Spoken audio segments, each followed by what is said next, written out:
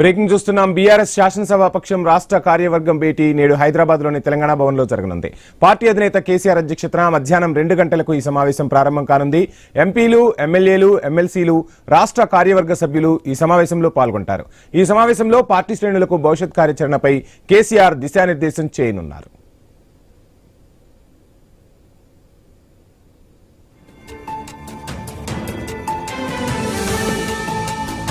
ఉద్యమం తప్పదని కేసీఆర్ యోచిస్తున్నారు. పాలమూరు రంగారెడ్డి ఎత్తిపోతల పథకానికి నీటి కేటాయింపులను తగ్గించడం, కేంద్ర రాష్ట్ర ప్రభుత్వాలు అనుసరిస్తున్న విధానాలపై సమావేశంలో చర్చిస్తారని తెలుస్తోంది. క్షేత్రస్థాయిలో ప్రజా పోరాటాలు చేయడంపై కీలక చర్చ జరుగుతోందని సమాచారం. 10 ఏళ్ల బీఆర్ఎస్ పాలనలో గాడిలోకి తెచ్చిన వ్యవసాయం, సాగునీటి ప్రాజెక్టులను కాంగ్రెస్ సర్కార్ నిర్వీర్యం చేయాలని కుట్ర చేస్తుందని బీఆర్ఎస్ నేతలు విమర్శిస్తున్నారు. దీనిపై క్షేత్రస్థాయిలో తిప్పికొట్టేందుకు ప్రణాళికను ఈ సమావేశంలో రూపొందిస్తారని పార్టీ వర్గాలు తెలిపాయి. ఇక ఈ భేటీలో పాల్గొనడానికి నిన్న హైదరాబాద్ నందినగర్లోని నివాసానికి కేసీఆర్ చేరుకున్నారు.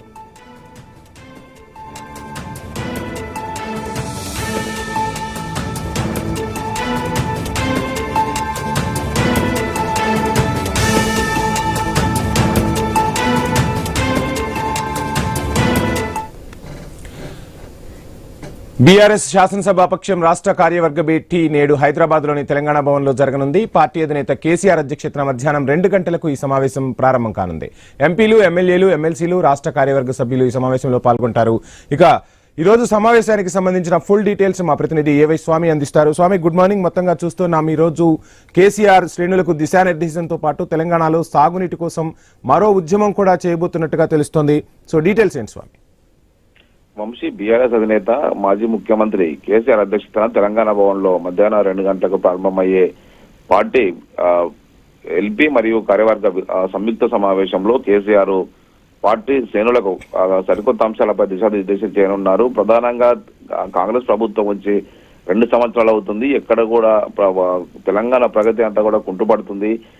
ఆంధ్రప్రదేశ్ ఒకవైపు దిలదోపిడి చేస్తుంటే తెలంగాణ చూస్తూ ఊరుకుంటుంది, ప్రభుత్వం పట్టించుకోవట్లేదు అని చెప్పేసి కూడా కేసీఆర్ ఆగ్రహం వ్యక్తం చేస్తున్నారు. దీనికి సంబంధించి ఒక జల ఉద్యమం చేయాలని చెప్పేసి కూడా పార్టీ ఆలోచన చేస్తుంది. అందులో భాగంగానే ఒకవైపు ఇటు ఉమ్మడి పాలమూరు జిల్లాకు సంబంధించి ఇప్పటికే పాలమూరు రంగారెడ్డి ప్రాజెక్టు దాదాపుగా 90% పైగా పూర్తయింది. దాన్ని మరికొంత పని పూర్తి చేస్తే ఇప్పటికే రైతులకు సాగునీరు, తాగునీరు అందుబాటులోకి వచ్చేది. కావాలని చెప్పేసి గత ప్రభుత్వం మొదలుపెట్టినటువంటి ప్రాజెక్టుల్ని కాలయాపన చేస్తూ బ్లేమ్ గేమ్ ఆడంలో కాంగ్రెస్ పార్టీ కుట్రలు చేస్తుందని చెప్పేసి కూడా బీఆర్ఎస్ భావిస్తుంది. అందులో భాగంగానే ఇప్పుడు గతంలో ఈ ప్రాజెక్టుకు 91 టీఎంసీల వాటర్ని కేటాయిస్తే ఈ కాంగ్రెస్ ప్రభుత్వం ఇరిగేషన్ శాఖ మంత్రి ఉత్తమ్ కుమార్ రెడ్డి దాన్ని 45 టీఎంసీలకు ఒప్పుకుంటూ కేంద్ర వాటర్ కమిషన్ కి లేఖ రాయడం బీఆర్ఎస్ పార్టీ దానికి సంబంధించి ఖండిస్తుంది. ఇప్పటికే దీనిపైన ఒక పోరాట రూపంలో పెద్ద ఎత్తున కూడా జనంలోకి వెళ్లాలని చెప్పేసి ఆలోచన చేస్తుంది. అందులో భాగంగానే ఈ రోజు జరిగేటువంటి ఈ సమావేశంలో ఓవైపు ఇరిగేషన్ అంశంతో పాటు తెలంగాణలో జరుగుతున్నటువంటి వివిధ అంశాలపైన ఒకవైపు ఫార్మాసిటీ పేరుతో ప్రభుత్వంలో గతంలో పెద్ద ఎత్తున భూసేకరణ చేస్తే దాన్ని ఇప్పుడు ఫార్మా విలేజ్ గా మార్చారు. 4th సిటీ పేరుతో దాన్ని ఆగం చేస్తున్నారు. తెలంగాణ నుంచి అనేక పరిశ్రమలు ఇక్కడ వాటికి పొటెన్షియల్ ప్రభుత్వం వాటిని వనరు లేకుండా చేస్తుంది. దీంతో ఆంధ్రప్రదేశ్ కు, తమిళనాడుకు తరలిపోతున్నాయి. ఒకవైపు రింగ్ రోడ్ లోపు ఉన్నటువంటి అనేక పరిశ్రమల్ని బయటకు తరలించాలని చెప్పేసి ప్రభుత్వం చేస్తున్నటువంటి ఈ ప్రయత్నాల్లో మొత్తం పరిశ్రమలన్నీ కూడా హైదరాబాద్ కే తలమానికంగా ఉన్నటువంటి ఫార్మా ఇండస్ట్రీని గొంతు పిసికే పనిచేస్తుంది ప్రభుత్వం అని చెప్పేసి కూడా కేసీఆర్ బీఆర్ఎస్ పార్టీ ఆరోపిస్తుంది. మరోవైపు దీనిపైన కూడా ఒక పోరాట రూపాన్ని తీసుకోవాలని చెప్పి భావిస్తున్నారు. త్వరలోనే ఉమ్మడి పాలమూరు జిల్లాలో, రంగారెడ్డి జిల్లాలో ఒక బహిరంగ సభలకు కూడా టీఆర్ఎస్ పార్టీ ప్లాన్ చేసే అవకాశం కనబడుతుంది. దానికి తోడు పార్టీ నిర్మాణంపై కూడా దృష్టి సారిస్తున్నారు. పార్టీకి సంబంధించినటువంటి సభ్యత్వ నమోదు, మరోవైపు కొత్త కార్యవర్గాల ఏర్పాటు సంబంధించి కూడా కేసీఆర్ ఈ సమావేశం సందర్భంగా నిర్ణయం తీసుకునే అవకాశం కనబడుతుంది. దాంతో అందులో వంశీ, నిన్న చూస్తున్నాం పార్టీ వర్కింగ్ ప్రెసిడెంట్ కేటీఆర్ సంచలన వ్యాఖ్యలు చేశారు. ఇక రేవంత్ ప్రభుత్వానికి హనీమూన్ పీరియడ్ ముగిసిపోయింది. కేసీఆర్ ఈ రోజు మీటింగ్ తర్వాత ఇక ఒక రకంగా చెప్పాలంటే కాంగ్రెస్ సర్కార్ పై విమర్శలు ఎక్కుపెట్టే పరిస్థితి కూడా కనిపిస్తోంది. పూర్తిగా అంటే తెలంగాణను సాధించుకున్నాం, ఒక ఉద్యమంతో సాధించుకున్నాం, మరొక నీటి ఉద్యమం జరగబోతోంది. సో ఇక ప్రభుత్వానికి కూడా ఒక రకంగా అలర్ట్ అన్నట్టుగానే చెప్తున్న పరిస్థితి. సో ఎలా చూడాలంటారు కేటీఆర్ వ్యాఖ్యల్ని? అంటే ఇటీవల జరిగినటువంటి పంచాయతీ ఎలక్షన్స్ లో బీఆర్ఎస్ పార్టీకి దాదాపుగా 40% పైగా సీట్లు వచ్చాయి. కాంగ్రెస్ పార్టీ అనుకున్నంత పెర్ఫార్మెన్స్ చేయలేకపోయింది. 2 సంవత్సరాలు ఈ ప్రభుత్వం వచ్చిన తర్వాత వేచి చూడాలని చెప్పేసి కేసీఆర్ వారికి అవకాశం ఇచ్చారు. అయినా కూడా అన్ని విషయాల్లో ఫెయిల్ అవుతుంది. మేము గతంలో ఎంత అభివృద్ధి చేసినా కూడా కాంగ్రెస్ పార్టీ ఇచ్చినటువంటి వైపు అలవి కాని హామీలకు తోటి ప్రజలు నమ్మి వారికి ఓటేశారు. ఓటేసిన వారందరూ కూడా ఈ ప్రభుత్వం వంచింది. ఇక నుంచి ఖచ్చితంగా ఈ ప్రభుత్వం పైన రేవంత్ రెడ్డి సర్కార్ పైన ఖచ్చితంగా పోరాటం మొదలు పెడతాము.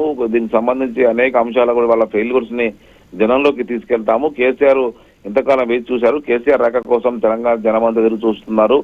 ఈ సరైన సమయంగా భావిస్తూ త్వరలోనే దీని మీద ఒక కార్యాచరణ తీసుకుంటారు. అందులో భాగంగానే ఈ రోజు తెలంగాణ భవన్ జరిగేటువంటి సమావేశంలో భవిష్యత్తులో ఈ ప్రభుత్వం పైన ఏ అంశాలపైన పోరాటం చేయాలి, ఒకవైపు కాళేశ్వరం ప్రాజెక్టు గత కేసీఆర్ ప్రభుత్వం మొదలుపెట్టినటువంటి ఏ పనినైనా సరే కేవలం దాని రాజకీయ కుట్రకోణంతోనే దాన్ని బ్లేమ్ గేమ్ లో భాగంగానే పక్కన పెడుతున్నారు, వాటిని నిర్వీర్యం చేస్తున్నారు. ఇలాంటి వాటి వల్ల తెలంగాణకు తీవ్ర అన్యాయం జరుగుతుంది. ఒకవైపు గోదావరి బేసిన్ లో ఆంధ్రప్రదేశ్ పోలవరం నుంచి నల్లమల సాగర్ కి 200 టీఎంసీలు తరలించే కుట్ర చేస్తుంది. వీటన్నిటికీ ఆంధ్రప్రదేశ్ లో చంద్రబాబు నాయుడుకు ఈ ప్రభుత్వం వంత పాడుతుందని చెప్పేసి ఒకవైపు కాంగ్రెస్ లో ప్రభుత్వంలో ఉన్నటువంటి రేవంత్ రెడ్డి అటు బీజేపీ తోటి కేంద్ర బీజేపీ ఎంపీలతోటి కీలక నాయకులతోని 2 పడవల ప్రయాణం చేస్తున్నాడు. ఇటు కాంగ్రెస్ లో అటు బీజేపీలో కలిసి దోస్తాన్ చేస్తుంటూ ఇలాంటి కుట్రలన్నింటినీ కూడా మేము బయట పెడతాము, వారిని ఎండగడతాము. ఖచ్చితంగా జరిగేటువంటి ప్రజలంతా కూడా మళ్ళీ కేసీఆర్ రావాలని కోరుకుంటున్నారు. అందుకోసమే కేసీఆర్ త్వరలోనే ఈ కార్యాచరణ అంతా కూడా ప్రకటిస్తారని చెప్పేసి ఆయన అన్నారు. వంశీ స్వామి, మరొక అంశం కూడా చూస్తే అసలు బీఆర్ఎస్ అంటేనే ఒక ఉద్యమ పార్టీ. సో ఉద్యమం అంటే మనకు బీఆర్ఎస్ పార్టీ గుర్తొస్తుంది, అందులోనూ కేసీఆర్ ముందుంటారు.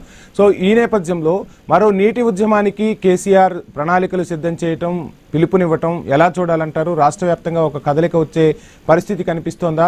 సో ఏంటి అసలు ఈ నీటి ఉద్యమాన్ని ఎత్తుకోవడానికి ప్రధాన కారణం ఏమని మనం భావించవచ్చు అంటారు? ప్రధానంగా కేసీఆర్ కు తెలంగాణ ఇరిగేషన్ అంశం పైన సంపూర్ణ అవగాహన ఉంది.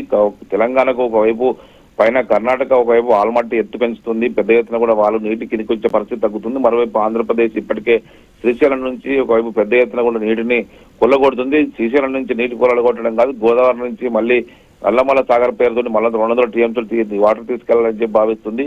ఇంత జరుగుతున్నా కూడా తెలంగాణ ప్రభుత్వం నిమ్మకు నీరెత్తినట్టు కూడా వివరిస్తున్నారు. కేంద్ర ఎన్డీఏ సర్కార్లో కీలక భాగస్వామిగా ఉన్నటువంటి టీడీపీ దాన్ని అలసగా తీసుకొని కేంద్ర ప్రభుత్వాన్ని బ్లాక్మెయిల్ చేస్తూ తమకు అనుకూలంగా నిర్ణయాలు తీసుకునే విధంగా పైన ఒకవైపు కేంద్రం ప్రభుత్వంలో ఇన్ఫ్లుయెన్స్ చేస్తున్నారు. ఈ విషయంలో రేవంత్ రెడ్డి సర్కారు ఏమీ అంటిముంటున్నట్టుగా వివరిస్తుంది. ఇంత అన్యాయం జరుగుతున్నా కూడా తన మనుగడ కోసం ప్రయత్నం చేస్తున్నారు తప్ప ఎక్కడ కూడా తెలంగాణ ప్రయోజనాల కోసం పోరాడట్లేదు. ఇలాంటి తరుణంలో మిన్నకుండి ఉంటే ఖచ్చితంగా రానున్న రోజుల్లో తెలంగాణకు తీవ్ర అన్యాయం జరుగుతుంది. ఒకవైపు ఇటు గోదావరి బేసిన్ లో అన్యాయం జరుగుతుంది, మరోవైపు ఇటు కృష్ణా బేసిన్ లో పూర్తిగా వాటర్ ని ఇప్పటికే ఒకవైపు పెన్నా బేసిన్ లోకి పెద్ద ఎత్తున కూడా వాటర్ తరలిస్తున్నారు. ఇటు మరోవైపు పోతిరెడ్డి పాడుతో పాటు ఇటు మరోవైపు రాయలసీమ ఎత్తిపోతల పథకంతో పాటు ఇటు మచ్చుమారి లాంటి అనేక పథకాలు చేపట్టి ఆంధ్రప్రదేశ్ ప్రభుత్వం మొత్తం కృష్ణా నీటినే కొల్లగొట్టే ప్రయత్నం చేస్తుంది. ఈ నేపథ్యంలో మనకు ఉన్నటువంటి ప్రాజెక్టులను వినియోగించుకోవడంలో ఈ ప్రభుత్వం విఫలమవుతుంది. ఇప్పటికే దాదాపుగా 90% పైగా కంప్లీట్ అయినటువంటి పాలమూరు రంగారెడ్డి ఎత్తిపోతల పథకాన్ని దాన్ని అందుబాటులోకి తీసుకురావట్లేదు, దాన్ని రైతులకు ఇబ్బంది పెడుతున్నారు. ఒకవైపు ఉన్న వాటిని వాడుకోకపోగా ఉన్న అవకాశాలకు గండి కొట్టే విధంగా చేస్తున్నటువంటి కుట్రల్ని తిప్పికొట్టడంలో ఈ ప్రభుత్వం విఫలమైంది. కాబట్టి ఆ విషయాన్ని జనంలోకి తీసుకెళ్లి చెప్పాలి, జనంలోకి సరైన దిశగా చెప్పి జనం అర్థం చేసుకుంటున్నారు. ఈ ప్రభుత్వం ఇచ్చినటువంటి 6 గ్యారంటీ హామీలన్నీ కూడా పూర్తిగా అటకెక్కాయి, వాటిని ఎక్కడ కూడా సరిగా అమలు చేయట్లేదు. కేవలం ఉచిత బస్సు ఒక్కటి ఇచ్చి ఊరుకుంటున్నారు, మిగతా ఏ పథకాన్ని కూడా సరిగా అమలు చేయట్లేదు.